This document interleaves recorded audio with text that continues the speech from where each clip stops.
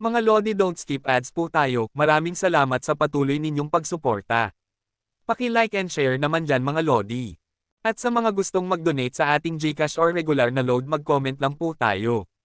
Para patuloy tayong makapag-upload ng mga bagong kabanata. Marami pong salamat. Subaybayan natin ang kwento ng isang kabataang nangarap para sa kanyang mga mahal sa buhay. Mula sa pinakamahina tungo sa pinakamalakas. Alamin natin ang kwento ng kanyang buhay. Kabanata 1771 hanggang Kabanata 1800. Kabanata 1791. Demon Grave. Kumunat ang noo ni Hansen at tumingin kay Mr. G. Tumango si Mr. G at sinabi, "Oo, Demon Grave. Ito ay isang ordinaryong xenogeneic space, ngunit isang labanan ang naganap doon. May isang bagay na nagkamali. Ang sino mang pumasok doon ngayon ay may kapangyarihang nasuspine sa antas ng isang ordinaryong tao na may Geno armor. Kahit ang isang hari ay magiging parang isang karaniwang tao doon, at ang parehong bagay ay nalalapat sa anumang sandata na pumapasok. Mayroong lugar na tulad nito. Ano ang nangyari doon?" Tanong ni Hansen. "Nakita mo kung gaano kalakas si Kung Fei, tama?" Ang isa mula sa no, tanong ni Mr. G. Si Hansen ay nakaupo sa harapan para sa partikular na palabas na iyon. Tumango siya at sinabi, "Oo, nakita ko. Ang Demon Grave ay ang resulta ng dalawang elite na tulad ni Kung Fei na nag-aaway," sabi ni Mr. G. "Walang silbi ang subukang labanan ang pagsugpo ng zanang iyon. Ang iyong lakas ay walang halaga doon. Magiging isang karaniwang tao ka kapag pumasok ka. Ang pinakamalakas na mga taong pumipili na manirahan doon ay mga tulad mo.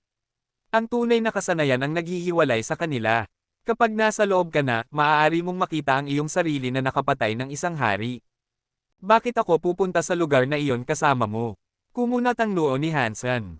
Ang isang lugar na tulad nito ay tila maganda para sa kanya, ngunit hindi iniisip ni Hansen na siya ay sapat na malakas upang pumasok ng walang takot. Ang Geno Universe, sa isang paraan o iba pa, ay may falsified Sky Sutra. Ang demon ay hindi ang pinakamalakas na lahi, bagaman, at nangangahulugan iyon na may mga kapangyarihan doon na mas malaki kaysa dito. Hindi iniisip ni Hansen na si Mr. G ay hindi matatalo kung pupunta siya sa lugar na ito. Bukod dito, ang kanyang kapangyarihan ay lubhang masuspined. Madali siyang mahahanap ng kamatayan doon, kaya hindi maganda iyon. Sinasabi ng mga alamat na dalawang Diyos na elite ang naglaban para sa isang kayamanan sa xenogeneic space, at iyon ang dahilan kung bakit naging Demon Grave ang lugar na iyon. Hindi ko alam kung alin sa kanila ang nakakuha ng kayamanan na ito, ngunit pagkatapos ng kanilang labanan, maraming xenogeneic plants ang naruroon. Ang prutas na kanilang tinataglay ay napakamistiko, at kailangan ko lang ang isa sa mga ito. Umaasa akong makakasama ka sa akin upang makuha ito. Kung tutulungan mo ako sa pakikipagsapalaran na ito, ikaw ay lubos na gagantimpalaan, seryosong sabi ni Mr. G. Kung ang mga prutas na ito ay maaaring magbigay ng napakalaking benepisyo, at narito pa rin sila para makuha, ang lugar na ito ay dapat na mapanganib, sabi ni Hansen. Hindi nais ni Mr. G na itago ang mga katotohanan ito. Kinuha niya ang ilang mga tala at pagkatapos ay inilatag ang lahat ng kanyang nakalap. Maraming xenogeneic plants ang Demon Grave, ngunit walang mga xenogeneic creatures doon. Huwag kang mag-alala, ngunit sa loob ng lugar, mayroong isang katutubong lahi. Sila ang mas mababang uri ng lahi na maaari lamang magsuot ng Geno armor. Wala sa kanila ang maaaring maging nobles. Gayunpaman, ang paglaki doon ay nagpapahintulot sa kanila na kumain ng maraming xenogeneic fruit hanggat gusto nila. Hindi sila maaaring maging tunay na barons, ngunit ang kanilang hilaw na lakas ay mas mataas kaysa sa average na sundalo. Sila ay halos katumbas ng isang average na baron. Patuloy na sinabi ni Mr. G, kung nasa labas sila ng lugar na iyon, hindi mahalaga kung gaano sila kalakas. Sila ay, para sa lahat ng layunin, basura.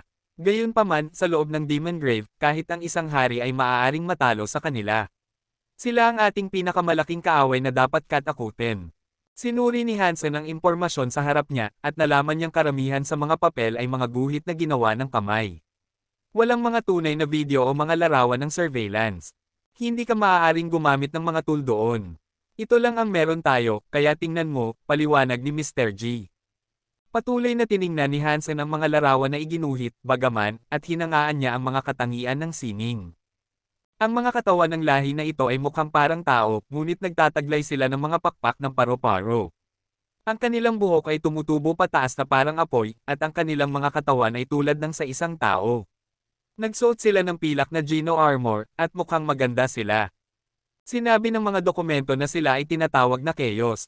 Hindi sila mga nobles, at hindi rin sila mga Xenogeneics. Ngunit ang kanilang kapangyarihan ay tiyak na maihahambing sa isang baron. Wala silang halaga kapag nasa labas sila ng mundo, ngunit nakakatakot sila sa loob ng kanilang teritoryo. Kinakain ng Chaos ang Xenogeneic fruit. Habang maraming iba pa ang naglakbay doon, umaasang makakalap ng ilan kahit na mga dogs karamihan sa kanila ay napatay. Ngunit nang mabasa ni Hansen ang mga epekto ng mga prutas na iyon, naakit siya. Si Hansen ay may 86 na Baron Geno points, at iyon ay dahil patuloy siyang kumakain ng mga materyales at sandata na nahanap niya. Hindi niya niluto ang mga sungay na arrow o ang pirate bone sword. Kinain niya ang toxic fang dagger, bagaman. At pagkatapos ng lahat ng kanyang nakain, medyo malayo pa rin siya sa 100. Pinatay niya si Great Axe Viscount, ngunit walang mga materyales para sa kanya na makuha. Hindi niya makuha ang 12 ng Baron Geno points na kailangan niya. Matapos makita ang paglalarawan ng Xenogeneic fruit, naisip ni Hansen na marahil ay madidagdagan niya ang kanyang sariling mga genes. Kung kaya niya, magiging isang Viscount siya. Ngunit gayunpaman, nakasalalay ito sa prutas mismo. At bukod sa prutas, mayroon ng isang medyo magandang motibo na maaaring mag-udyok sa kanya na maglakbay sa pakikipagsapalaran na ito. Kung makakakuha siya ng ilang mga prutas, maaari niyang ipagpalit ang mga ito para sa mga materyales. Bukod sa isa na kailangan ko, maaari mong panatilihin ang anumang iba pang nakolekta mo. Kung makuha ko ang prutas na gusto ko, bibigyan kita ng isang Viscount armor na ginawa mula sa Xenogeneic material. Ang depensa ng kagamitan ay kasing ganda ng makukuha mo. Nang sabihin ito ni Mr. G, hindi makapaniwalang naakit si Hansen na sumama sa kanya. Hindi lamang ito ang posibilidad ng Viscount armor, ngunit ang pagkakaroon ng panatilihin ng nakolektang prutas ay kamangha-mangha rin.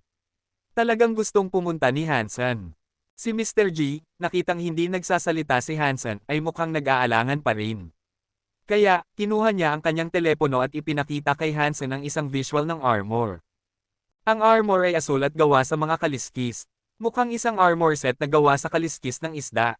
Ngumiti si Mr. G at sinabi, ang Viscount armor na ito ay tinatawag na Aqua Scale armor.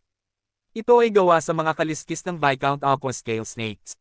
Ang bawat ahas ay may isang kaliskis lamang, kaya't 265 ang kinuha upang gawin ang set na ito. Kung sa tingin mo ay sulit ako sa lahat ng ito, sige.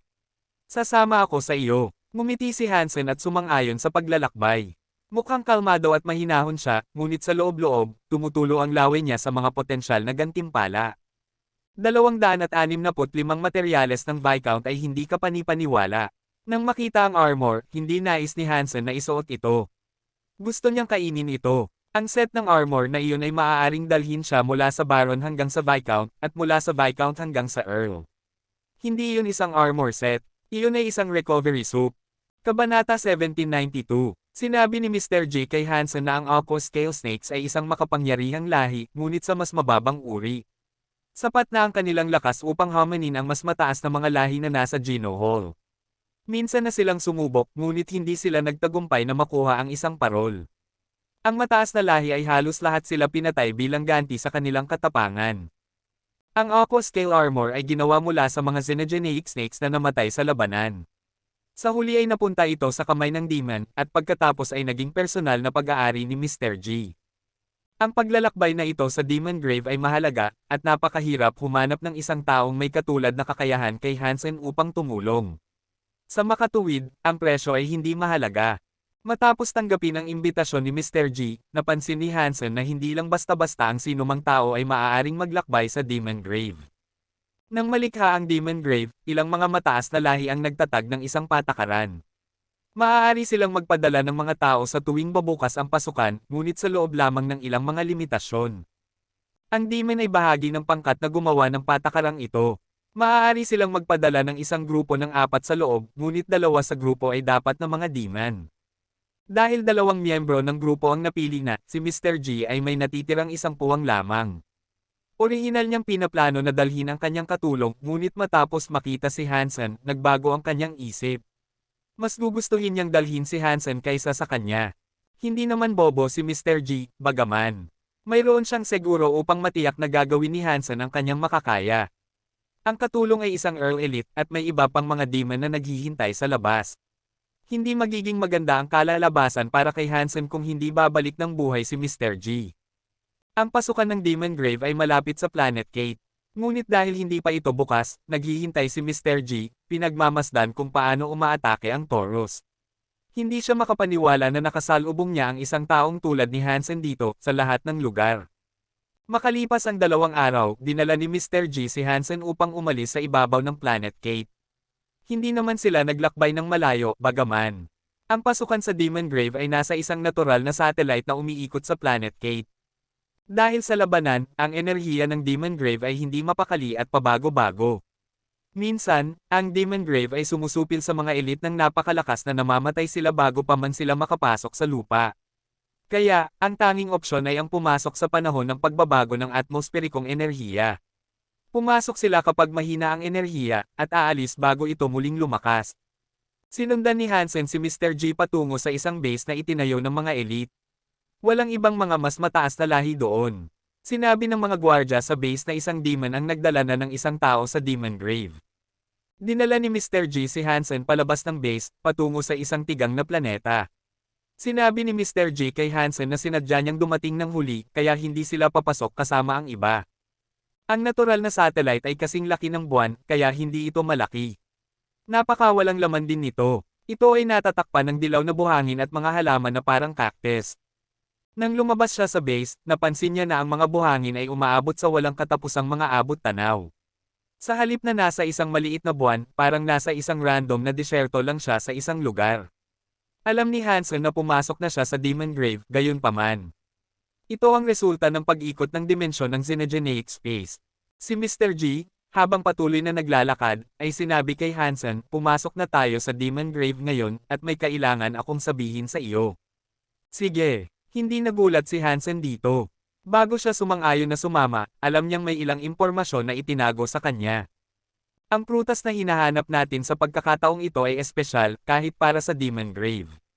Ngunit nangangahulugan din ito na kailangan nating pumasok ng malalim. Nasa lupain ito na malakas na pinamumunuan ng chaos. Kaya, kailangan nating tiyakin na handa tayo, sabi ni Mr. G. Kinamot ni Hansen ang kanyang mga balikat at hindi nagsalita bilang tugon. Kahit na hindi pa sinabi sa kanya ni Mr. G ito ay isang bagay na inaasahan na niya. Marami siyang inaalok kay Hansen, kaya dapat may isang bagay na hindi pangkaraniwang mapanganib na kasangkot. Ibig sabihin, hindi rin magiging tiwala si Mr. G sa pakikipagsapalaran kung mag-iisa siyang pupunta. Talagang gusto niyang sumama si Hansen sa kanya. Sa loob ng Demon Grave, ang ating mga buhay ay magkakaugnay. Kung mamamatay ka, mamamatay din ako. Kung mabubuhay ka, mabubuhay din ako. Kaya, kung may anumang kailangan kong malaman, mas mabuting sabihin mo na ngayon. Huwag kang magtago ng isang bagay na kagat tayo sa asterisk sa mamaya, sabi ni Mr. G. Ngumiti si Hansen at sinabi, huwag kang mag-alala, ito ay isang kalakalan.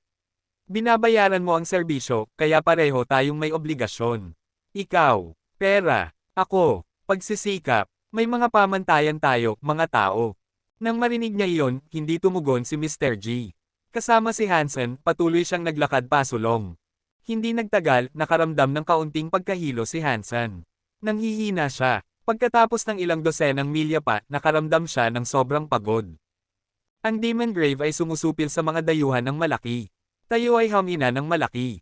Mag-ingat ka, kung nakita mo ang chaos, magtago ka. Mas mabuting subukang iwasan ang pakikipaglaban sa kanila. Si Mr. G ay hindi rin nagiging mas mahusay. Pawis na pawis siya, at kitang-kita ang kanyang paghihirap laban sa pagsugpo. Pagkatapos ng 12 dosenang milya pa, ang disyerto ay naging bahagyang berde. Papalapit na sila sa isang oasis, at nag-udyok ito sa kanila na maglakad ng medyo mabilis. Mukhang nasa tamang landas tayo. Sinabi ng mapa na makakasalubong tayo ng isang oasis. May pagkakataon na makakuha tayo ng ilang xenogeneic fruit dito ng walang problema. Mukhang excited si Mr. G. Ngunit napakaingat pa rin sila habang naglalakad pasulong. Ayaw nilang masalubong ang chaos. Tungkol sa iba pang mga makapangyarihang lahi na pumasok sa Demon Grave, sinabi ni Mr. G na huwag mag-alala. Pumili siya ng isang napakamapanganib na landas na magdadala sa kanila sa kampo ng chaos. Ang mga ordinaryong tao ay hindi pupunta doon. Hindi sila nakakaramdam ng anumang nabubuhay sa oasis habang papalapit sila. Nang makapasok sila, nakita nila ang maraming mga prutas na parang ubas, na kulay pula-lila. Napakabigat nila, kaya't yumuko ang mga puno ng ubas na kanilang pinagmulan. At marami sa kanila. Ito ba ang mga xenogeneic fruit? Tumingin si Hansen sa mga ito nang may pagtataka. Hindi. Ordinaryong prutas lang sila. Kailangan nating maghanap ng mas malalim. Ang xenogeneic fruit na hinahanap natin ay magmumukhang mga kristal, sabi ni Mr. G. Sinundan ni Hansen ang mga puno ng ubas, at ilang sandali lang, nakakita siya ng isang ubas na mukhang napaka-espesyal. Tulad ng sinabi ni Mr. G, mukhang kristal ito, parang isang piraso ng jade. Habang inaabot ni Hansen ang ubas upang kunin ito, nakaramdam siya ng panganib na papalapit sa kanya. Mabilis siyang umatras at tumingin sa puno ng ubas. Kabanata 1793. Nang makita ni Mr. G na umatras si Hansen, agad siyang nag-ready para makipaglaban. Tumingin siya sa puno ng ubas sa harap nila. Mr. G, magaling ka. Kahit ang iyong alipin ay napakasensitibo. Isang boses ang narinig mula sa puno ng ubas bago lumabas ang isang tao. Pinagmasdan ni Hansen ang papalapit na katawan at napansin na ito ay isang babae na nakasuot ng battlesuit. Gayunpaman, natatakpan ng maskara ang kanyang mukha. Sa kanyang ulo, mayroon siyang puting tenga ng kuneho. Nakaharap sa kanya sina Hansen at Mr. G, kaya hindi nila makita kung mayroon din siyang buntot. Gayunpaman, nakasabit sa kanyang likod ay isang kutsilyo na parang lagari. Medyo mabangis ito, lalo na kung ikukumpara sa hugis ng kanyang katawan. Tumingin si Mr. G sa babae at malamig na sinabi, ano ang ginagawa ng isang rebate dito? Ang babae, na nagsasalita pa rin ng walang pakialam, ay nagsabi, ano man ang ginagawa mo dito, gusto ko ring gawin. Ibig sabihin, tayo ay magkaaway. Nagbigay ng senyales si Mr. G kay Hansen bago dahan-daang lumapit sa babae. Ang kanyang kamay ay nakalutang sa itaas ng espada na nakakabit sa kanyang baywang. Naunawaan ni Hansen ang senyales at lumipat upang i-flank ang babae. Lumapit siya sa kanya mula sa kabilang panig.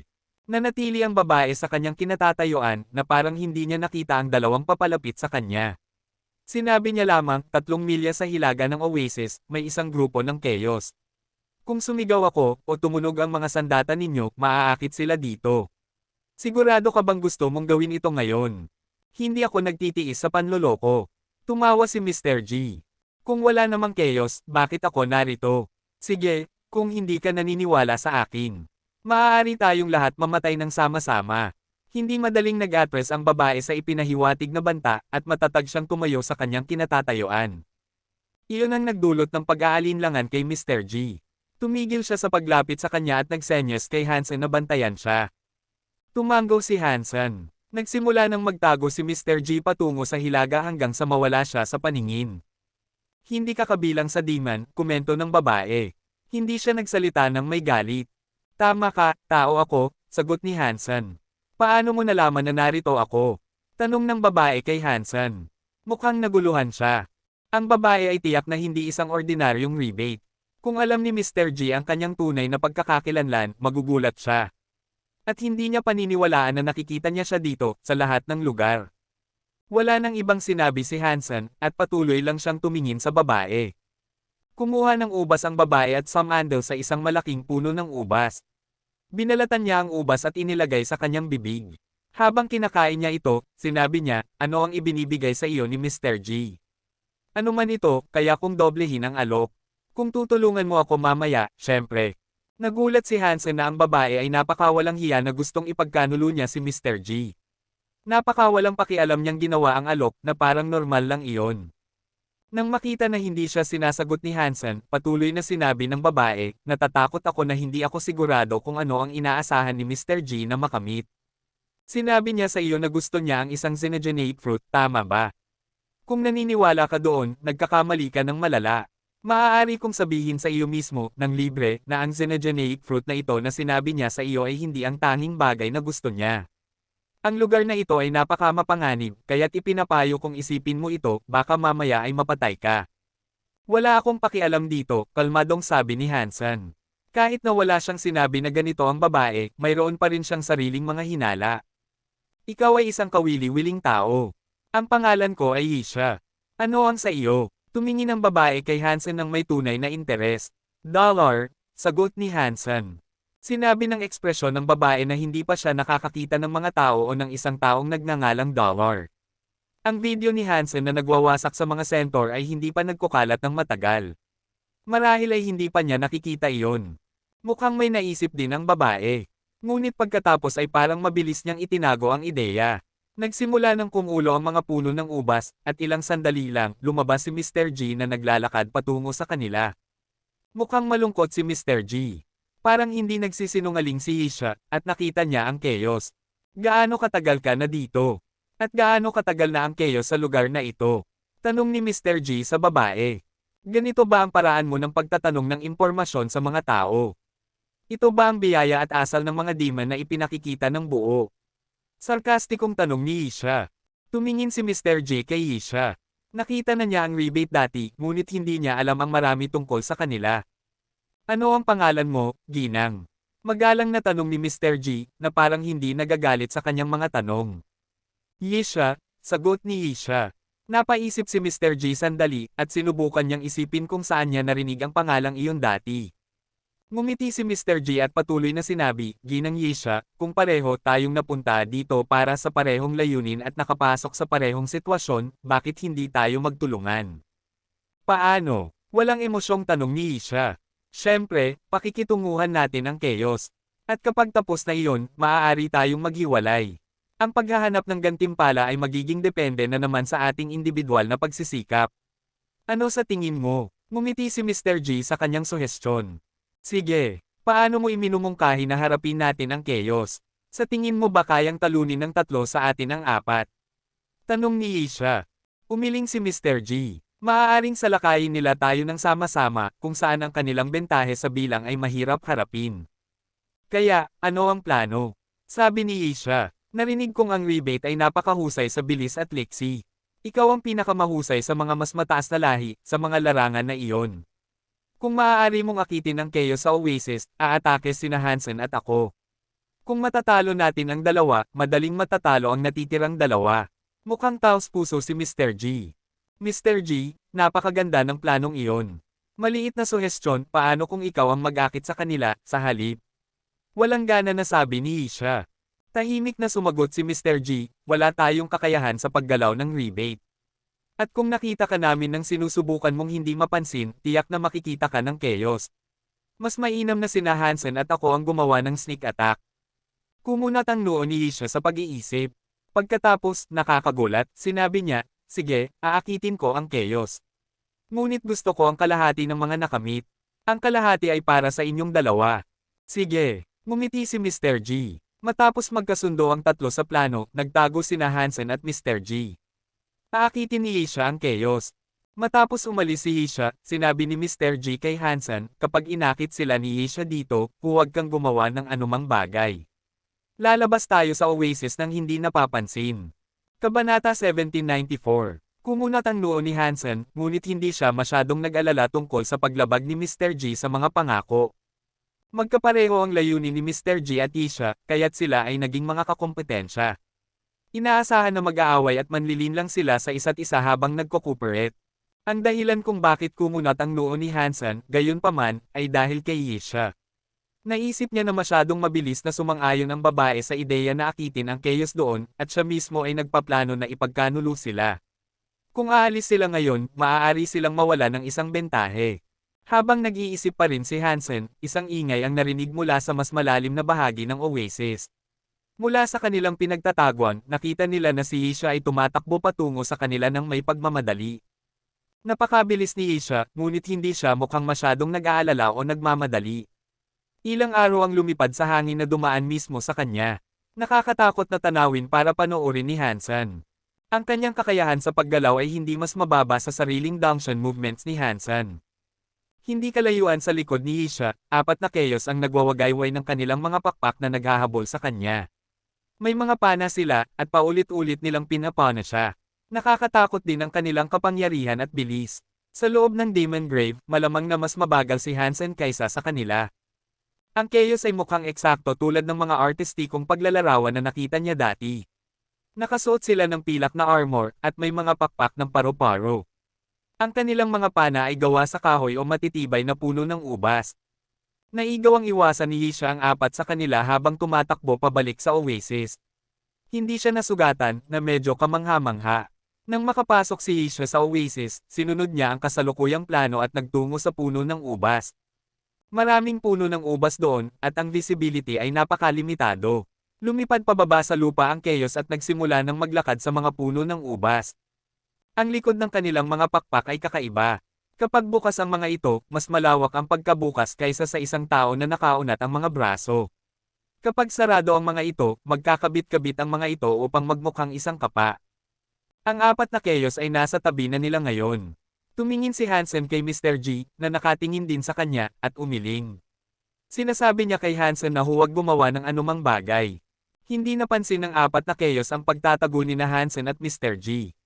Ngunit matapos silang makalampas, nagsenyo si Mr. G kay Hansen na pumunta sa lugar kung saan nagmula ang Chaos. Sinundan ni Hansen si Mr. G palabas ng Oasis, ngunit hindi nagtagal matapos silang umalis, narinig nila ang isang galit na sigaw mula sa likuran. Biglang lumitaw ang apat na Chaos, at dumiretso sa kanila. Nagulat ang mga puso ni na Mr. G at Hansen. Walang labanan sa Oasis, at gayunpaman, ang mga halimaw ay dumiretso sa kanila ngayon. Wala ring nakitang Yisha. Kakaiba iyon. Hindi nila alam kung paano napaalis ni Yisha ang Chaos, ngunit malinaw na nagbaliktad ang direksyon ng apat na nilalang. Malinaw na papunta sila kina Hansen at Mr. G ngayon. Hindi naman nagkaroon ng oras ang dalawa para pag-isipan ito, kaya nag-focus sila sa pagtakbo. Kahit na hindi nila maabyutin ang mga nilalang, hindi rin sila pwedeng tumayo lang at hindi gumawa ng anuman. Matapos tumakbo ng ilang hakbang, mabilis na napagtanto ni Hansen na hindi nila maiiwasan ang sitwasyong ito. Sumigaw siya kay Mr. G at sinabi, tumakbo pabalik sa Oasis. Hindi tayo pwedeng magpatuloy ng ganito. Sige, sang-ayon ni Mr. G, at mabilis siyang lumingon. Lumingon din si Hansen. Gusto niyang bumalik sa Oasis. Magkakaroon ng mga halaman at iba pang mga bagay na maaaring magamit upang harangan at malito ang mga nilalang. Tumakbo si Hansen ng ilang sandali, ngunit hindi bumalik si Mr. G. Patuloy siyang tumakbo sa kabilang direksyon, gamit si Hansen upang mapupuksa ang Chaos. Nanatili namang tahimik si Hansen, at hindi siya lumingon. Patuloy siyang bumalik patungo sa Oasis. Napakabilis ng paggalaw ng Chaos, at tumatakbo na si Hansen ng ilang sandali, umaasang makapasok sa Oasis mula sa ibang panig. Ngunit bigla, huminto siya. Maraming araw ang lumipad pasulong. Mabilis na ginamit ni Hansen ang Heavenly Go at ang kanyang Dangshan movements. Habang umiiwas siya sa bawat araw, patuloy siyang tumungo sa Oasis. Hindi naigaw ang barilin si Hansen ng apat na Chaos, kaya't hinugot nila ang kanilang mga espada at lumipad ng mas malapit. Gusto nilang pigilan si Hansen na makapasok. Hindi ginamit ni Hansen ang kanyang Pirate Bone Sword, bagaman. Ang isang Xenogeneic weapon na tulad nito ay magiging mas mahina sa ganitong lugar. Ang paggamit nito dito ay magiging isang malaking basura, at kung masira ito, magiging kakilakilabot iyon. Sa gitna ng pag-iwas ni Hansen, nagpasya siyang subukang kunin ang mga kahoy na araw na pinapana sa kanya. Ibinato niya ang mga ito pabalik sa dalawa sa Chaos at Gumulong. Pagkatapos, kinuha niya ang dalawa pang kahoy na araw. Ibinato niya ang mga iyon sa dalawa pa. Pinutol ng Chaos ang papalapit na mga araw gamit ang kanilang mga kahoy na espada at patuloy na hinabol si Hansen.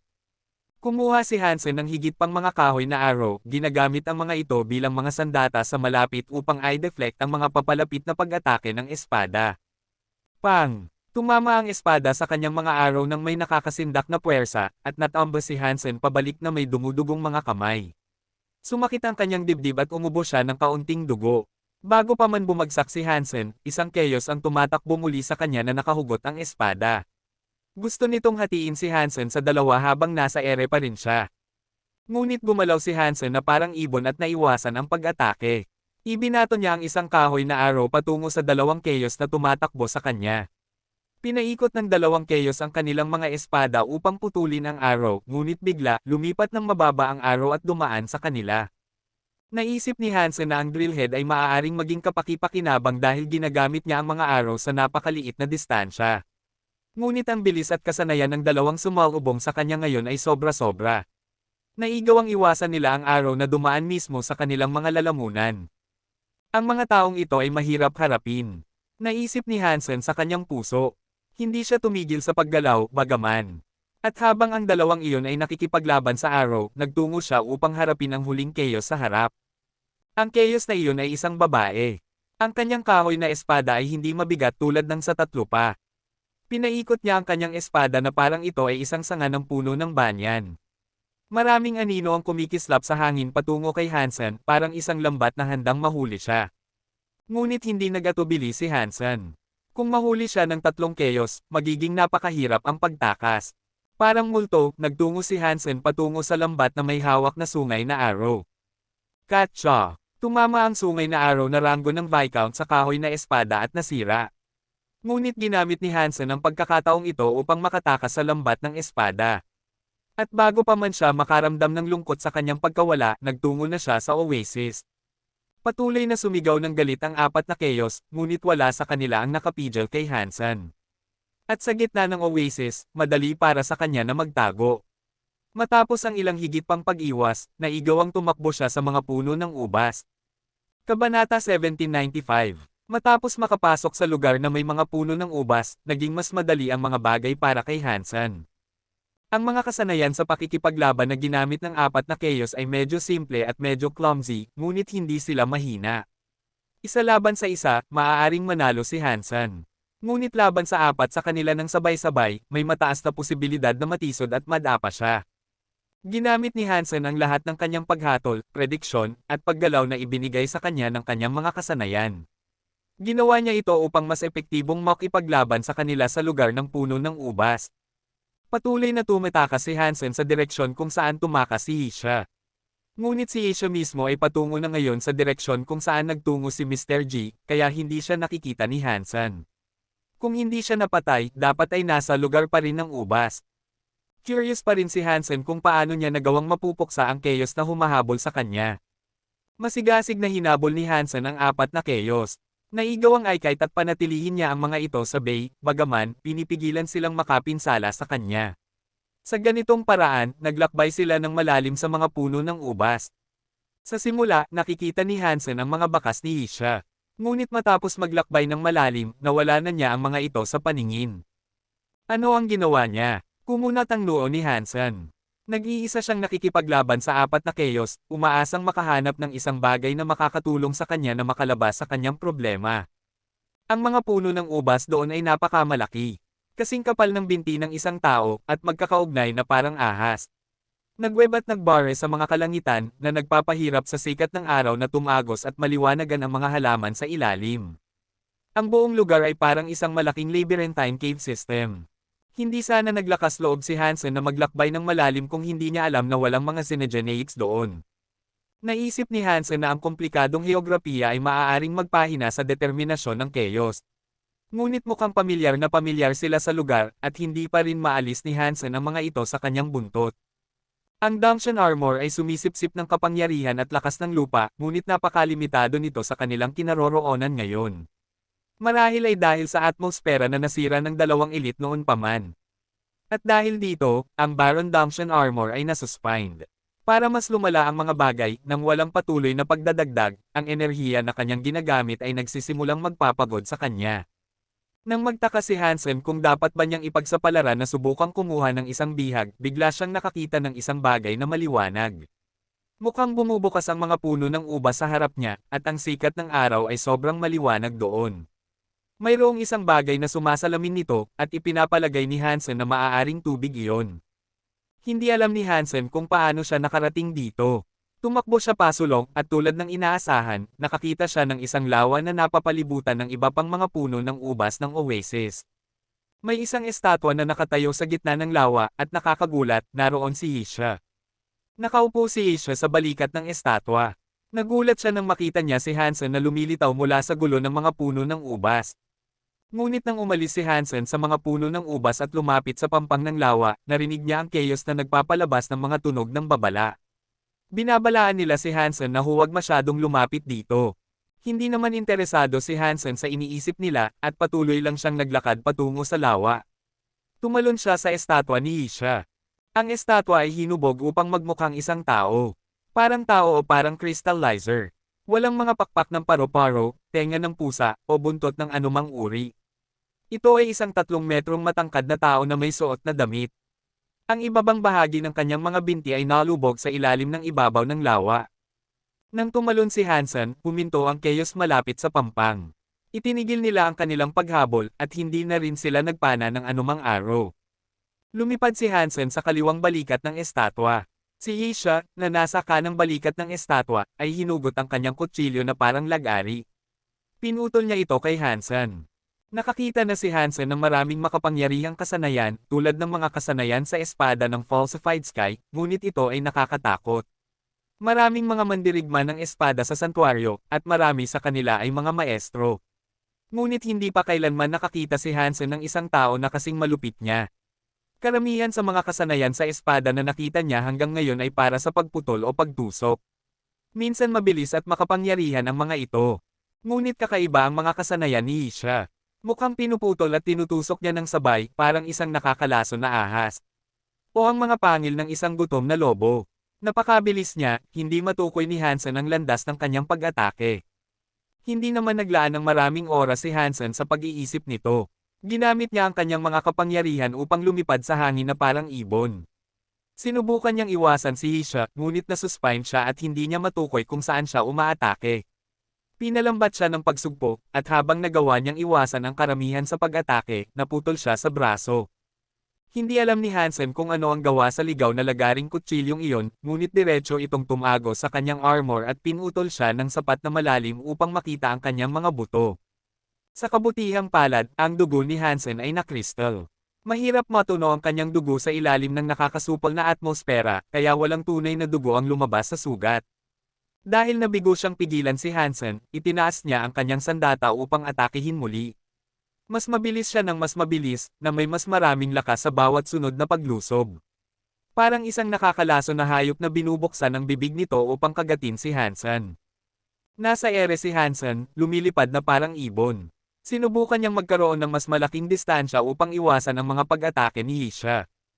Gayunpaman, nakatayo pa rin si Isha sa estatwa. Sa huli, hindi na niya maabot si Hansen. Hindi niya hinabol si Hansen, at parang gusto lang niyang tanggalin si Hansen sa estatwa. Ngunit halata sa kanyang mukha na nagulat si Isha. Natigilan siya na nagawa ni Hansen na iwasan ang kanyang pag-atake. Nasa ere si Hansen, iniisip ang nangyari. Mas malakas si Isha kaysa sa kanyang inaasahan. Halos kasing ganda ng sa kanya ang kanyang mga pag-atake. Tiyak na isang maestro siya sa paggamit ng espada. Sinadya niyang pakawalin sina Hansen at Mr. G, at parang ginagamit niya sila ng higit pa sa pain. Marahil ay nanatili siya doon, hindi dahil sa chaos, kundi dahil sa ibang bagay. Marahil ay may plano siya na kinasasangkutan ng lawa, ng estatwa, at marahil ng buong oasis mismo. Nararamdaman ni Hansen na parang hindi niya magagamit ang lahat ng kanyang lakas. Kung sapat ang kanyang enerhiya, malayang makakalipad siya at hindi na kailangang mag-alala tungkol sa pagkahulog. Ngunit sa loob ng Demon Grave, talagang mahina si Hansen. Sa paglipad na tulad ng ginagawa niya, nawala na niya ang karamihan sa kanyang kapangyarihan. Hindi na siya magtatagal. Tumingin si Hansen sa lawa at napansin kung gaano kalinaw ang tubig. Nakikita niya ang ilalim ng maliit na lawa. Gayunpaman, napakasigla ng pagsasalamin ng tubig sa liwanag. Masakit sa mata ang mga refleksyon. Walang mga nilalang sa lawa, at wala ring anumang katulad ng damong dagat. Ngunit kahit na gayon, dahil wala sa chaos ang lumalapit, hindi maganda ang pakiramdam ni Hansen tungkol sa lugar na iyon. Kinagat ni Hansen ang kanyang mga ngipin at umikot sa hangin bago subukang bumalik sa estatwa. Kabanata 1796, nakita ni Isha na bumalik si Hansen sa estatwa at muling pinaikot ang kanyang espada. Ang espada ay gumalaw na parang isang banayad na dragon at hindi kasing halata ng paglapit ni Hansen. Ang kanyang isip sa espada ay hindi mas mahina kaysa kay Hansen. Sa katunayan, siya ang pinakamahirap na kalaban na nahaharap ni Hansen mula nang makapasok siya sa Geno Universe. Wala siyang sandata, at hindi niya lakas loob na gamitin ang kanyang Pirate Bone Sword upang hamanin ang kanyang lagaring kutsilyo. Ang tanging maaari niyang pag-asa ay ang kanyang mga kakayahan sa paggalaw habang lumilipad siya sa paligid ng estatwa, sinusubukang makapunta dito. Ngunit ang liksi at mga kasanayan sa espada ni Isha ay hindi nagpapahuli kay Hansen. Nang iwagayway niya ang kanyang lagaring kutsilyo, pinigilan niya si Hansen na makarating sa estatwa. Lumipad si Hansen sa paligid ng estatwa ng 3 beses, sa huli ay naramdaman na parang naubos na niya ang lahat ng lakas sa kanyang katawan. Kung hindi siya makakakuha ng kapangyarihan mula sa ibang pinagmumulan sa lalong madaling panahon, malamang na mahulog siya sa tubig sa ibaba. Subukan natin ito at tingnan kung gagana ito. Tumawag si Hansen ng isang bagay sa kanyang mga kamay. Ang liwanag ay naging isang bakal na kalasag. Ang bakal na kalasag ay 1 metro ang taas, at gawa ito sa magandang bakal. Sa harap mayroong isang ukit ng isang centaur na umuungal patungo sa langit. Ito ang Viscount Beast Soul na Steel Centaur. Ito ay isang kalasag na Beast Soul. Hindi pa ito nasubukan ni Hansen, at hindi niya alam kung mapapahina ito ng Demon Grave. Ngunit kailangan niyang gumawa ng isang bagay, at ang paggamit nito ngayon ay tila ang pinakamagandang ideya. Itinaas ni Hansen ang bakal na kalasag upang takpan ang kanyang buong katawan. Pinilit niya ang kanyang sarili sa balikat ng estatwa. Nang atakehin siya ni Hisha sa pagkakataong ito, hindi umatras si Hansen. Hindi naman niya kaya, dahil walang espasyo upang umatras. Kung hindi niya mapanatili ang kanyang posisyon sa estatwa, matisod siya pabalik at mahuhulog sa lawa. Dong! Pinutol ni Hisha ang kalasag at narinig ang isang tunog ng metal. Medyo umatras ang katawan ni Hansen, ngunit nagawa pa rin niyang maibalik ang kanyang sarili at manatiling matatag sa balikat ng estatwa. Mukhang nagulat si Hisha dito. Tumingin ang kanyang mga mata sa kalasag ni Hansen, hindi makapaniwala na nagawa nitong harangan ang kanyang lagaring kutsilyo at iligtas ang buhay ni Hansen. Ang may ngipin na kutsilyo ay parang isang bangkos ng ngipin, patungo mismo kay Hansen. Ngunit nakabawi na si Hansen sa kanyang pagkakatayo sa estatwa, at ngayon ay matatag na ang kanyang posture. May kalasag siya upang harangan ang lagaring kutsilyo ni Hisha. Hindi na siya natatakot. Pareho silang nakikipaglaban sa tuktok ng estatwa, at ang mga kasanayan sa espada ni Hisha ay patuloy na napatunayang napakakatakot. Ngunit nagtatago si Hansen sa likod ng kalasag. 12-dosenang beses siyang nagputol, ngunit hindi niya nagawang basagin ang bakal na ibabaw ng kalasag. Nasisiyahan si Hansen. Tila, walang epekto ang pagsugpo ng Demon Grave sa mga Beast Soul. Sa makatuwid, napakadaling gamitin ang mga Beast Soul sa lugar na iyon. Kinuputin ni Hansen ang kanyang sarili dahil wala siyang ibang Beast Soul ngayon. Kung marami siyang Beast Soul, halos hindi siya matatalo sa lugar na ito. Patuloy na nakipaglaban si Hisha ng ilang sandali, ngunit sa huli ay tumigil. Tumayo siya sa kanang balikat ng estatwa, nakatitig kay Hansen na nakatayo sa tuktok ng kaliwang balikat. Sinabi niya, bakit hindi ka sumunod kay Luoji? Bakit ka bumalik sa ganitong paraan? Kinamot ni Hansen ang kanyang mga balikat. Pinapanatili ang kanyang sarili sa likod ng kaligtasan ng kalasag, dahan-dahan siyang umupo at sinabi, tumakbo si Mr. G, kaya nagpa siya akong bumalik dito. Tinitigan ni Hisha si Hansen at umupo rin. Napagod din siya matapos makipaglaban ng husto. Siya ay isang noble na kabilang sa isa sa mga mas mataas na lahi, ngunit ang Demon Grave ay may mas masamang epekto sa kanya. Ang kanyang katawan ay hindi mas malaki kaysa kay Hansen sa lugar na ito. Ngayong may oras na si Hansen upang tingnan ng maayos ang estatwa, napansin niya na mayroong isang salitang nakaukit sa leeg ng estatwa. Medyo magaspang ang ukit, na parang idinagdag ito matapos gawin ang estatwa. Tumingin ng mas malapit si Hansen, at nang gawin niya iyon, nagulat siya. Kilala niya ang mga salitang iyon. Hindi ito mga karakter ng Kate. Ito ay isang wika na kabilang sa mga sinaunang tao. Super Jin. 2 salita na sinusundan ng isang tandang pananong. Nang makita niya ang mga salitang iyon, nagulat si Hansen. Ang pinakamasindak na bagay ay kung gaano kakilala ang sulat kamay. Nakita na ni Hansen dati ang isang tala na isinulat ng kanyang lolo sa tuhod na si Han Jingji. Nasa sulat iyon ang Super Jin. Ngayon, ang parehong mga salita at tandang pananong ay nasa bagay na ito. Magkapareho rin ang sulat kamay. Tumingin si Hansen sa mga salita habang nagmamadali ang kanyang isip. Nasa dito si Han Jingji. Bakit niya isinulat ito? Bakit may tandang pananong? Bakit narito si Hisha? Maraming tanong ang tumatakbo sa isipan ni Hansen, ngunit wala siyang mahanap na sagot. Kilala mo ba ang mga salitang ito? Biglang tanong ni Hisha kay Hansen. Nakasuot si Hansen ng kanyang Dungeon armor kaya hindi niya makita ang kanyang mukha. Ngunit bahagyang nagulat si Hansen nang makita niya ito, at masyadong matagal siyang tumitig dito. Marunong akong magbasa ng kaunti. Hindi ito itinanggi ni Hansen. Mukhang masaya si Hisha at nagtanong, ano ang nakasulat doon. Tumingin si Hansen kay Hisha at sa kanyang ngiti, at sinabi, ang nakasulat doon ay hindi komplikado. Sabihin mo sa akin kung bakit ka narito. Agad na kumunat ang noo ni Hisha at sinabi, alam kong may kakaiba sa lugar na ito. Marahil ay may kayamanan na naghihintay na matagpuan. Mukhang tanga ba ako? Tanong ni Hansen, nakatingin sa kanya. Hindi. Nagulat si Hisha. Kung gayon huwag mo akong pretuhin na parang tanga. Itinaas ni Hansen ang kanyang mga labi. Tumahimik ang eksena. Sinimulang suriin ni Hansen ang estatwa upang makita kung makakahanap siya ng ibang sulat. Kung talagang isinulat ni Han Jinji ang mga salitang iyon, hindi niya iyon gagawin ng walang dahilan. Tumingin si Hansen sa lahat ng dako, ngunit walang ibang salita. Medyo nakakadismaya iyon. At bukod dito, hindi na niya makita ang chaos. Hindi niya alam kung saan sila nagtungo. Sino ang kinakatawan ng estatwang ito? Tao ba ito o crystallizer? Nagtataka si Hansen.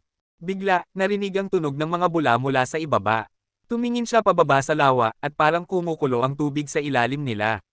Ngunit hindi naramdaman ni Hansen na umiinit ang lawa. At napakaraming bula ang lumalabas, hindi mo na makita ang ibabaw. Dollar, gusto mo bang mabuhay o mamatay? Biglang tanong ni Isha, nakatingin kay Hansen. Kabanata 1797. Ano ang ibig mong sabihin? Tanong ni Hansen, na kumunat ang noo. Kung gusto mong mabuhay, makinig ka sa akin at sundin mo ng mabuti ang aking mga tagubilin. Kung gusto mong mamatay, madaling dumating ang kamatayan. Tingnan mo lang ang sugat sa iyong braso para sa katiyakan, malamig na sabi ni Isha. Nagulat si Hansen, at tumingin siya sa sugat sa kanyang braso. Nandoon pa rin ang luha sa Dunction Armor. Mahirap magpagaling sa lugar na iyon, ngunit sa kabila nito, gumaling na ang kanyang sugat. Ang mga kakayahan sa pagpapagaling ni Hansen ay kapansin-pansin. Mayroon siyang xenogeneic body, kaya hindi siya dumudugo. Mas mahusay ang kanyang mga kakayahan sa pagpapagaling kaysa sa average na Viscount. Matapos suriin ang kanyang sugat, natukoy niya na nasa mabuting kalagayan ang kanyang braso. Magiging maayos ang kanyang sugat at hindi man lang magkakaroon ng peklat. Ngunit habang nagsisimula ng sumagot si Hansen, nakaramdam siya ng sakit na nagmumula sa kanyang sugat. Paano man, ang halos gumaling na balat ay naghiwalay.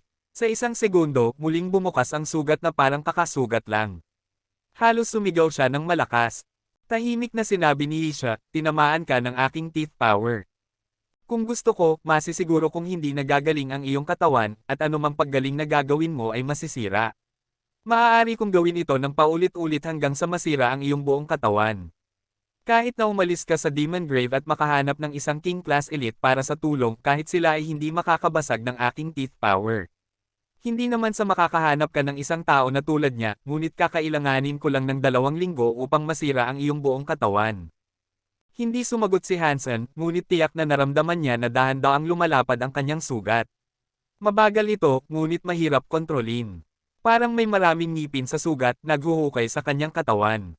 Sinubukan niyang kontrolin ito, ngunit hindi niya mapigilan ang balat na mas lalong lumalapad. Ang tanging dahilan kung bakit kakailanganin ko ng 2 linggo ay dahil sa iyong kakayahang hindi dumyugo. Kung dumudugo ka, mamamatay ka sa loob ng 1 araw. Tumingin si Isha sa sugat ni Hansen. Ang walang dugo na sugat ni Hansen ay isang kakaibang tanawin para sa kanya. Ang kanyang teeth power ay maaaring tumago sa laman at mapabilis ang anumang proseso ng pagdurugo. Kahit na ang mga nagtamo ng pinakamaliit na sugat ay dumudugo ng husto, ngunit hindi nagdugo si Hansen kahit isang patak. Hindi nagbago ang mukha ni Hansen, at tinanong niya si Isha, ano ang gusto mong gawin ko? Kung gusto mong mamatay ako, hindi mo na kailangang sabihin iyon. Huminga ng malalim si Isha at sinabi sa kanya ng walang emosyon, kailangan kong hindi ka gumawa ng anumang bagay. Naunawaan ni Hansen ang ibig niyang sabihin. Gusto niyang manatili siya sa kanyang kinaroroonan, hindi gumawa ng anumang bagay, at iwasan ang pag-istorbo sa kanya. Kung kaya mong tumayo ng tahimik, hindi mo ako maaistorbo. Maaari nating maiwasan ang isang away, at ipinapangako ko sa iyo na kapag umalis tayo sa lugar na ito, aalisin ko ang teeth power na ipinataw ko sa iyo, sabi ni Isha. Hindi sumang-ayon o tumutol si Hansen, ngunit sinabi niya, hanggat hindi mo ako nilalagay sa panganib, kaya kong sumunod. Kumunat ang noo ni Isha. Hindi siya masaya sa paraan ng pangako ni Hansen. Mas marami at mas maraming bula ang lumalabas sa tubig, parang isang malaking jacuzzi. Ang mga bula ay may magagandang tunog na patuloy na pumuputok. Ngunit sa gitna ng maraming bula, nakakita si Hansen ng isang itim na bag. Hindi niya alam kung ano iyon. Tandaan mo ang sinabi mo sa akin. Kung hindi, magsisisi ka na sana patay ka na, banta ni Isha kay Hansen. Tinitigan niya ang itim na bagay sa lawa, pagkatapos ay hindi na pinansin si Hansen. Ano iyon? Tumingin si Hansen dito. Hindi siya pinansin ni Isha. Patuloy siyang nakatitig sa lawa, na parang wala siya. Hindi na nagsalita si Hansen, na hindi pinapansin. Iniisip niya kung mayroong magandang kayamanan sa ibaba, gusto niyang nakawin ito. Hindi siya naniniwala sa pangakong ginawa sa kanya ni Isha. Kapag umalis na sila sa Demon Grave, malamang na hindi niya aalisin ang Teeth Power. Posibleng patayin lang niya siya. Seryosong kinuha ni Isha ang anumang nasa loob ng lawa. Kung kaya niyang nakawin ang anumang nasa loob nito, kahit na hindi niya magamit ito mismo, maaari itong magamit bilang panlaban kay Isha. Ano man ang bagay na nasa tubig, mas mabilis itong gumagalaw. At naglabas ito ng maraming alon. Ngunit pagkatapos, bigla itong sumabog mula sa bula. Nang makita na sa wakas ni Hansen ang bagay, nagulat siya. Inaasahan ni Hansen na makakita ng isang bagay na parang isda o ahas. Hindi man lang siya magugulat kung ito ay isang bangkay dahil anumang bagay ay maaaring mangyari sa lugar na iyon. Ngunit nang makita ni Hansen na isang kaluban ang lumalabas mula sa tubig, nagulat siya. Magkakaroon ng katuturan kung ito ay isang talam dahil madali itong maituturing na isang kayamanan na may halaga. O marahil ay isang Geno armament tulad ng Northern King Glove. Ngunit ito ay isang kaluban lamang na tumalon mula sa lawa, minus ang talam na maaaring mailagay dito. Ano ang silbi ng isang simpleng kaluban para sa tatlong Geno armament? Itim ang kaluban, ngunit hindi ito isang mat na kulay. Ito ay kristal, parang isang uri ng itim na diamante. Tumalon ang kaluban mula sa lawa na parang isda. Ang paggalaw nito ay parang masaya. Ano ang kalubang ito? Tanong ni Hansen. Nang patuloy na hindi siya pinansin ni Isha, tinawag ni Hansen ang kanyang huling sungay na arrow. Babarilan niya ang itim na kristal na kaluban. Ano ang ginagawa mo? Nagulat si Isha, at agad na umikot ang kanyang lagaring kutsilyo patungo kay Hansen. Yumuko si Hansen sa likod ng kanyang kalasag at tumawa. Ayaw kong mapag-isa. Kung hindi ka nakikipag-usap sa akin, marahil ay gagawa ako ng kakaibang bagay. Huwag mo akong sisihin kung sakaling masira ko ang iyong negosyo dito. Mangati ang mga ngipin ni Isha. Kung may nagsalita sa kanya na parang si Hansen sa labas ng Demon Grave, maaaring pinatay niya siya ng 1,000,000 beses gamit lamang ang isang pag-iwas ng kanyang daliri. Ang Rebate Sword Queen ay kalahating Diyos. Kahit na ang mga hari ay may posibilidad na iwasan siya. Walang sino man ang may pahintulot na makipag-usap sa kanya sa ganoong paraan. Kapag umalis ako sa lugar na ito, papatayin kita. Napakagalit ni Isha, ngunit wala siyang magagawa. Kung gusto ni Hansen na sirain ang kanyang negosyo at nakawin ang kaluban, wala siyang magagawa upang pigilan siya. Ano ang kalubang ito? Tanong ni Hansen. Narinig mo na ba ang tungkol sa mga crystallizers? Kung hindi, hindi mo maiintindihan, malamig na sabi ni Isha. Kabanata 1798. Siyempre, narinig ko na sila. May kaugnayan ba ang kalubang iyon sa mga crystallizers? Tumalon ang puso ni Hansen, ngunit pinigilan niya ang kanyang mga emosyon at pinanatili ang kanyang boses na patag. Kung alam mo, bakit ka nagtatanong? Malamig na sagot ni Isha. Narinig ko na ang lahi na ito, ngunit hindi ako masyadong nakakaalam tungkol sa kanila. Ipaliwanag mo sa akin, ngunit mangyaring tandaan, kung nababagot ako, maaari akong gumawa ng hindi inaasahang bagay. Ngumiti si Hansen habang hinahaplos ang sungay na arrow. Kinaputin ni Isha si Hansen, ngunit pinigilan niya ang kanyang galit at sinabi, ang mga crystallizers ay isang bagong lahi ng Geno Universe. Narito sila ng maikling panahon, at ang kanilang proseso ng ebolusyon ay medyo average. Sa katunayan, mas masahol pa ito kaysa sa ilan sa mga mas mababang lahi. Ngunit ang mga crystallizers ay napakagaling sa Geno technology. Lumikha sila ng isang kristal na Geno sandata na maaaring magbigay kakayahan sa mga ordinaryong Geno fighter na makipaglaban-laban sa mga duke, marquis, at maging sa mga hari. Mayroong isang bagay na kasing lakas nito dito. Nagulat si Hansen. Naisip niya na hindi nagawang maging malakas ang mga crystallizers, at dahil dito ay nawasak sila. Ngunit sa sinabi niya ngayon, natututo siya na habang ang kanilang mga katawan ay hindi malakas, ang kanilang mga sandata ay tila hindi mahina. Hindi pinansin ni Isha si Hansen at patuloy na nagsalita. Matapos likhain ng mga crystallizers ang kanilang kristal na Geno sandata, lumakas sila.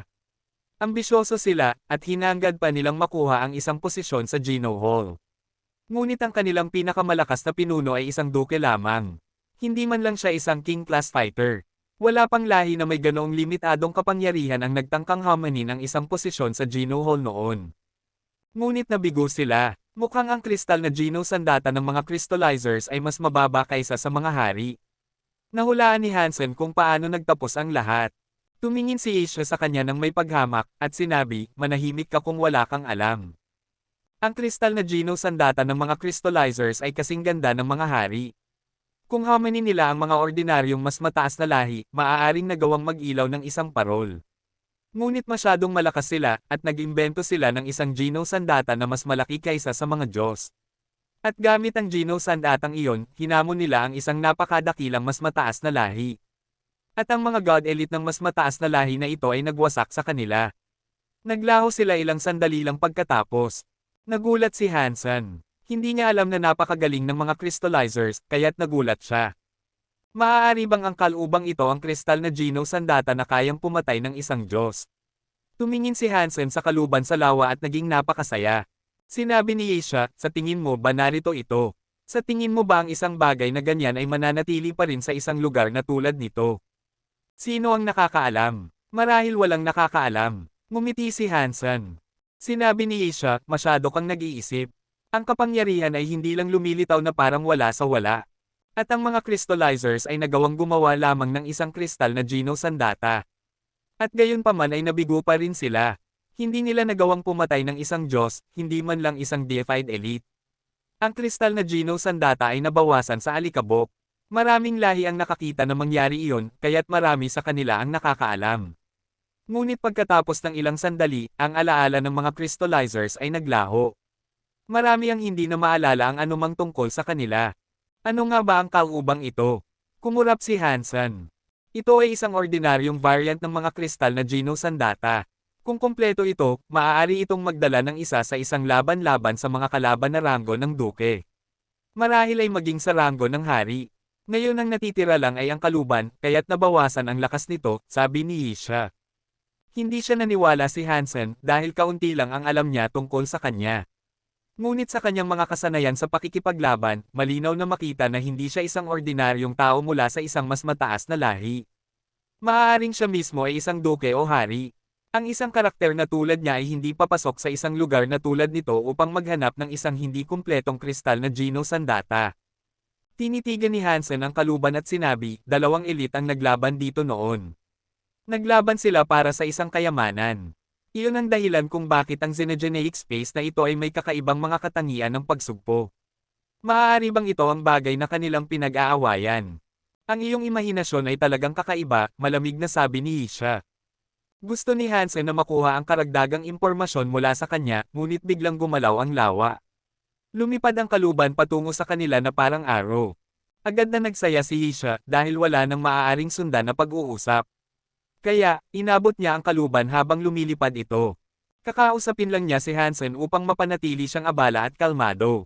Wala siyang ginawa upang maistorbo ang kaluban tulad ng kanyang plano. At ngayon na lumilipad ito pasulong, masaya niyang hindi na pinansin si Hansen. Sa sandaling makuha niya ang kaluban, matatapos na ang kanyang trabaho, at mapapatay na niya si Hansen. Siya ang unang papatayin niya gamit ito. Lumipad ang kaluban sa noo ng estatwa, perpektong umaangkop sa isang puwang na napansin ni Hansen doon. Orihinal na naisip ni Hansen na ang puwang na iyon ay isang uri ng dekorasyon. Maaaring kumakatawan pa nga ito sa isang ikatlong mata. Ngunit ngayon alam niyang hindi ito ganoon, sa halip, ito ay isang puwang para sa kaluban. Wala ni isang ideya si Hansen kung bakit naaakit ang kaluban sa puwang. Mabilis na naisip ni Hansen, at nakita niya si Asia sa katabing balikat. Inaabot niya ang kaluban. Naghagis si Hansen ng suntok na nakatutok sa mga kamay ni Asia. Mukhang mamamatay si Asia, at pinaikot niya ang kanyang espada. Sa kabutihang palad, nagawang iwasan ito ni Hansen. Kung hindi, mawawala ang kanyang kamay. Gayunpaman, ang kabilang kamao ni Hansen ay tumama sa kabilang kamay ni Asia. Mayroong isang tunog ng pag-ungol, at pareho silang umatras. Wala sa dalawa ang nakakuha ng kaluban. Lumipad ang kaluban sa dalawa, perpektong umaangkop sa puwang sa noo ng estatwa. Walang kahit isang tahi, at perpektong umaangkop ito sa loob. Paano mo nang ahas? Mukhang napakasama ni Asia, at hindi na niya matiis ang presensya ni Hansen. Sino man ang makakita nito ay makakabahagi. Dapat ay may kalahati ako nito, tama ba? Ngumiti si Hansen. Sa tingin mo ba hindi kita kayang patayin? Itinaas ni Asia ang kanyang kutsilyo at tumingin kay Hansen. Biglang nag-aapoy ang kanyang katawan ng isang lilang apoy. Ang galit ay talagang gasolina. Naisip ko na sinasakal ng Demon Grave ang mga kapangyarihan, at kahit na ang mga hari ay hindi makakapagtagumpay dito. Kaya, ano ito? Nagbago ang mukha ni Hansen. Masama ito. Kabanata 1799. Kinuputin ni Isha si Hansen. Ang kanyang kapangyarihan ay nagtitipon, lumalakas. Ang lilang apoy ay sumire sa ipinatupad na limitasyon ng Demon Grave. Ang kapangyarihan sa kanyang katawan ay tumataas. Ngunit ang pagsira sa limitasyon ng kapangyarihan ay hindi nangangahulugang hindi epektibo ang pagsugpo ng Demon Grave. Masyadong malakas ang kapangyarihan ni Isha, kaya't sumire siya sa isang limitasyon. Tumawid siya sa isang linya na nagpapahintulot sa kanya na gumamit ng isang kapangyarihan na hindi dapat naruroon. Ang mga elite lamang tulad ni Isha, na nasa kalagitnaan ng pagiging Diyos, ang may kapangyarihang gawin ito. Kahit na ang isang average na king class ay hindi makakagawa ng parehong bagay. Dahil kalahati lamang na Diyos si Isha, hindi niya ganap na maiwawalang bahala ang mga ipinapalagay na limitasyon ng Demon Grave. Ang kanyang dramatikong pag-aalab ng kapangyarihan ay hindi talaga kasing laki ng pagpapabuti tulad ng tila. Gayunpaman, maaari niyang baliwalain ang sapat na pagsugpo ng Demon Grave upang itaas ang kanyang kapangyarihan sa isang Viscount. Ang pagpilit sa kanyang katawan na magamit ang kapangyarihan sa ganitong paraan ay tiyak na isang pile. Kahit na hindi siya nakikipaglaban, ang paghawak lamang sa kapangyarihan ay makakasira sa kanya. Kung hindi siya pinilit ni Hansen, hindi niya kailanman gagawin ito. Ngunit siya ay isang reyna ng espada, at hindi niya maaaring tanggapin ng walang kibo ang ginagawa ni Hansen. Kaya, nagpasya siyang patayin siya sa kanyang kinaroroonan, anuman ang gastos sa kanya. Natatakot si Isha na nakawin ni Hansen ang kaluban. At iyon ang dahilan kung bakit siya naghihintay, ngunit ngayon na nasa loob na ito ng estatwa, wala nang mangyayari. Kung papatayin niya si Hansen, maaari niyang kunin ang kaluban anumang oras na gusto niya. Ngayon, nang walang pag-aalinlangan, masaya niyang pinakawalan ang kanyang kapangyarihan. Kahit na maaari lamang niyang itaas ang kapangyarihan ng isang Viscount, sapat na iyon. Hawak ni Isha ang kanyang lagaring kutsilyo. Hindi niya ito pinaikot, ngunit isang lilang apoy ang gumagapang sa ibabaw nito. Hawak ni Hansen ang kanyang Steel Centaur Shield, handa upang labanan ang anumang pag-atake na darating. Bigla, isang matinding sakit ang tumama sa kanyang braso. Sumasabog ang kanyang laman. Ang sugat sa kanyang braso ay naghiwalay. Sa loob ng isang segundo, ang kanyang buong braso ay napunit na nagpapakita ng kanyang puting mga buto. Ang luha ay kumakalat sa kanyang buong katawan.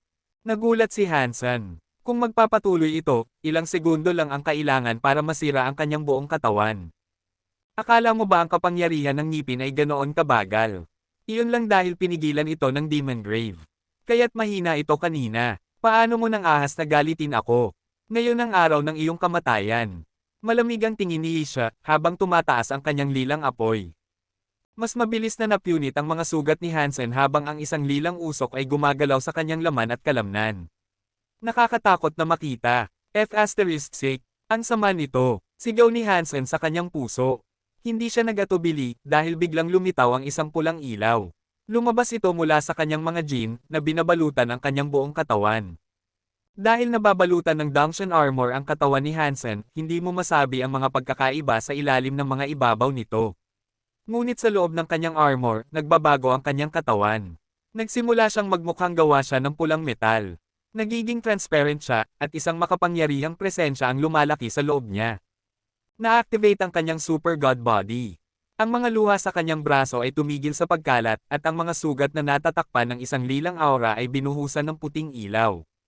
Nagsimulang mawala ang lilang hangin, at nagsimulang gumaling ang kanyang mga sugat.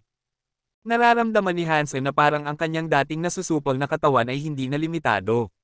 Ang kapangyarihan ay dumadaloy sa kanyang katawan, umuugong na parang ilog. Tumingin si Isha sa puting ilaw na tumatakip sa braso ni Hansen at naramdaman ang nakakatakot na presensya na kanyang ibinubuga. Nagbago ang kanyang mukha at sinabi niya, "Ikaw, hinawakan mo ba ang Deified Door?" Hindi sumagot si Hansen. Hinugot niya ang isang gintong pana at isang puting buto na arrow. Pumasok ang puting ilaw sa arrow na nag-activate ng isang natutulog na kapangyarihan. Nanginginig ang buto na arrow at lumabas ang puting ilaw mula dito. Ang Archangel Bone Arrow. Paano? Nagulat si Isha. Hindi siya nagulat tungkol sa presensya ng arrow mismo kahit nagawa ito mula sa mga buto ng isang king feather. Mayroon itong kapangyarihan ng hari. Karaniwan, ang isang kaaway na may kapangyarihan ng king class ay hindi isang alalahanin para kay Isha. Taya niya na maaari niyang harangan ito. Ngunit sa loob ng Demon Grave, sinira niya ang kanyang sariling katawan upang makamit ang kapangyarihan ng isang Viscount. Gayunpaman, ang Archangel Bone Arrow ay may parehong kapangyarihan na magkakaroon ito sa labas. Hindi ito naapektuhan, kaya't nakakatakot. Ang pagkuha ng kaluban ay hindi na ang pinakamataas na prioridad ni Isha, kaya't lumipad siya palayo sa estatwa at umalis sa lawa. Ang isang Archangel Bone Arrow na may ganap na kapangyarihan ay hindi isang bagay na maaari niyang paglaruan. Buzz! Ginagalaw ni Hansen ang kanyang daliri at pinapana ang buto na arrow. Naabot nito ang dibdib ni Isha sa sandaling umalis ito sa lubad. Hindi niya maiiwasan ang projectile na iyon. Si Isha ay isang deified elite. Kahit na ang kanyang mga kapangyarihan ay nasusupol, ang kanyang reaksyon ay medyo mabilis pa rin. Itinaas niya ang lagaring kutsilyo sa harap ng kanyang dibdib at tumama ang buto na arrow sa talam. Ang banal na ilaw ay nagngalit na parang bulkan. Sumabog ito laban sa kutsilyo nang magdikit ang arrow dito. At isang tunog ng katsa ay mabilis na sumunod. Ang lagaring kutsilyo na medyo malakas pa rin doon, na gawa sa isang hindi kilalang material, ay biglang nasira. Tumusok ang buto na arrow sa kanyang dibdib at lumipad palabas mula sa kanyang likod. Tumawid ito sa isa pang dosenang puno ng ubas bago tumigil ang paglipad nito. Blurg! Umubo ng dugo si Isha, isang malaking butas ang nabutas sa kanyang puso. Gayunpaman, hindi siya patay. Nagtitipon pa rin siya ng kapangyarihan. Tumakbo siya sa mga puno ng ubas at nawala. Gusto ni Hansen na habulin siya, ngunit mahina ang pakiramdam ng kanyang katawan. Lumabas siya sa Super God Spirit Mode dahil maaari lamang niyang gamitin ito sa limitadong oras. Ang nakakatakot na babae, hindi siya namatay. Huminga ng malalim si Hansen, sumuko sa paghabol sa kanya. Lumingon si Hansen at tumingin sa noo ng estatwa at sa kaluban sa loob. Kinuha niya ang bahagyang nakausli at sinubukang hilahin ito palabas. Nang hilahin ito ni Hansen, tumanggi itong gumalaw. Matapos ang ilang higit pang paghila, hindi pa rin ito nakawala. Kabanata 1800. Ilang beses na hinayla ni Hansen, ngunit hindi niya maalis ang kaluban. Nagulat siya. Bago pa magawa ni Hansen ang isa pang hakbang, naramdaman niya na parang ang kaluban ay may isang malupit na knife mind. Lumapit ito sa kanya na parang isang halimaw, na parang nais nitong kainin siya. Kumunat ang noo ni Hansen, dahil ang kanyang sariling sword mind ay nagsimulang makipaglaban sa knife mind. Hindi sasaktan ng knife mind ang katawan ni Hansen, ngunit kinakain nito ang sariling sword mind ni Hansen. Ang kanyang kalooban ay nilalamon kasama nito. Kung masisira ang kanyang kalooban, kahit na hindi siya nasaktan, mawawala ang kanyang tiwala na lumaban sa malalakas na kalaban sa hinaharap. Medyo nakakatakot ang sword mind ni Hansen, ngunit nakakagulat kung gaano karami pang nakakatakot ang knife mind. Kung ang sword mind ni Hansen ay inihahalin tulad sa isang malakas na toro, ang knife mind ng kaluban ay parang isang dragon. Hindi mahalaga kung gaano kalakas ang toro, kumakain ito ng damo. Ngunit ang mga tigre at dragon ay kumakain ng mga buto. At ngayon, kinakain nito ang sword mind ni Hansen. Kung ang sword mind ay may katawan, ito ay dumudugo. Bukod dito, ang knife mind na ito ay pamilyar kay Hansen. Ang knife mind ni Isha ay halos kapareho nito. Gayunpaman, mas malakas pa ang knife mind ng kaluban kaysa kay Isha. Hindi nakakagulat kung bakit siya pumunta rito para dito. Sa ilang paraan, ang bagay na ito ay konektado sa kanya, naisip ni Hansen sa kanyang sarili. Napaklakas ng knife mind ni Isha, naniniwala siya na dapat siyang isang hari. At dahil ang knife mind ng kaluban ay mas malakas kaysa sa kanya, humantong iyon sa isang posibilidad lamang. Ang nilalang na nag-iwan ng kalubang ito, siya ba ay isang deified elite? Kung siya ay, ito ay maaaring isa sa mga kakilakilabot na elite na lumikha ng lugar na ito. Isa ba sa mga nilalang na iyon ay isang rebate? Iniwan ba niya ito dito? Nag-iisip si Hansen. Gayunpaman, hindi naisip ni Hansen na tama iyon.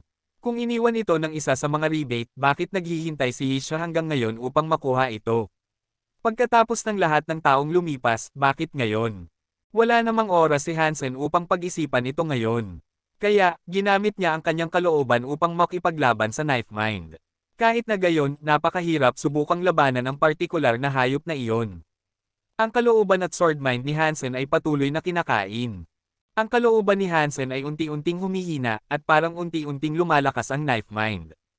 Gusto ni Hansen na umalis, ngunit ang kanyang kalooban ay nasisipsip, at hindi siya makagalaw. Kung gagalaw siya, ang knife mind ay lubusang papasok sa kanya, sisirain ang kanyang isipan, at lubusang pupuksain siya.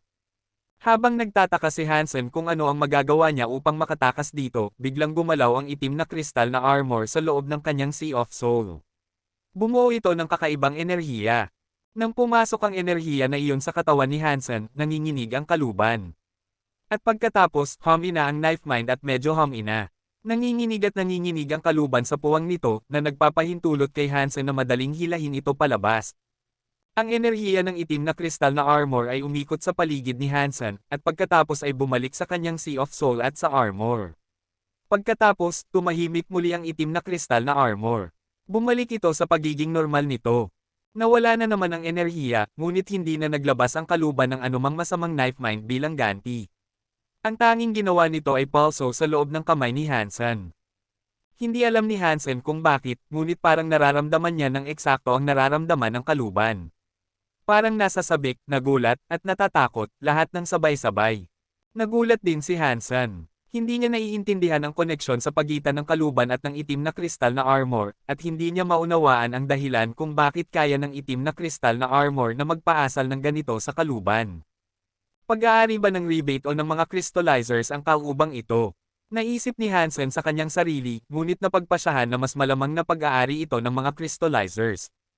Habang pinag-iisipan ito ni Hansen, muling ipinakita ang knife mind ng kaluban. Ngunit sa pagkakataong ito, hindi na ito nagpasya na ubusin ang kalooban ni Hansen. Sa katunayan, napakaganda ng pag-angkop nito sa kalooban ni Hansen. Nararamdaman ni Hansen na parang naging isang matandang hayop siya, at parang kinakain niya ang mundo sa paligid niya. Ang universo at lahat ng iba pa ay lubusang lulunukin niya. Ang kapangyarihan upang ngumunguya sa universo ay parang maganda. Ang malupit na kapangyarihan ng pagkonsumo ay nasa isip ni Hansen. At isang segundo lang, ang hayop ay nag-transform sa isang kutsilyo. Ito ay isa na mukhang pamilyar. Ang hitsura ay parang kutsilyo ni Isha. Ngunit ang enerhiya sa loob nito ay, aminin, mas masahol pa. Kahit na magkapareho ang hitsura, ang paghahambing ng kutsilyo ni Isha sa kutsilyo ni Hansen ay parang paghahambing ng isang tunay na talam sa isang laruan. Ang kutsilyong iyon ay hawak ng isang lalaki, ngunit hindi makilala ni Hansen ang mukha ng lalaki. Gayunpaman, bahagya niyang nakikita ang hugis, at masasabi na ang ulo ay may mga tainga. Ngunit hindi mahalaga. Ang lalaking may hawak ng espada ay parang isang demonyo na sumisira sa mundo. Naghiwa siya, sinira ang kalawakan, habang napakaraming bagay ang kinakain. Napakaraming planeta ang nawasak, kahit na ang mismong espasyo ay napunit. Hiwa ng hiwa, ang nakakasindak na kasanayan sa paghiwa ng espada na iyon ay nakakatakot, ngunit sa parehong oras, parang maganda. Sa tuwing naghiwa ang figure, naaalala ito ni Hansen. Bumukas ang isipan ni Hansen, naging pamilyar sa kasanayan sa paghiwa ng espada at sa knife mind. Nang hindi namamalayan, pinaikot ni Hansen ang kaluban upang gayahin at sundin ang lalaki. Hiwa ng hiwa, ang mga kasanayan sa paghiwa ng espada ni Hansen ay lumilikha ng parehong kapangyarihan ng pagkonsumo. At lumalakas din ito. Gayunpaman, may mga limitasyon ang knife mind ni Hansen. Kahit gaano siya katalino, hindi ito isang bagay na matututunan niya sa anumang maikling panahon. Gayunpaman, tumataas ang knife mind ni Hansen. Matapos sanayin ang pagkakasunod-sunod ng mga kasanayan sa paghiwa ng espada ng 70 beses, ang kanyang knife mind ay hindi na mas mahina kaysa kay Isha. At bukod dito, patuloy pa rin itong lumalaki. Nang tumaas ito, ang lalaki at ang kutsilyo ay nagsimulang magdilim ng kaunti. Nang sanayin ito ni Hansen ng 100 beses, nawala ang lalaki at ang kutsilyo. Tumingin si Hansen sa kaluban at napansin na wala na itong knife mind. Ang knife mind ay nailipat kay Hansen. Nanginginig ang kaluban at nagsimulang lumipad sa paligid ni Hansen. Ikinabit nito ang sarili sa baywang ni Hansen at tumigil sa paggalaw. Nagdilim ang katawan ng itim na diamante na kutsilyo. Ngayon, parang isang tinte na bato.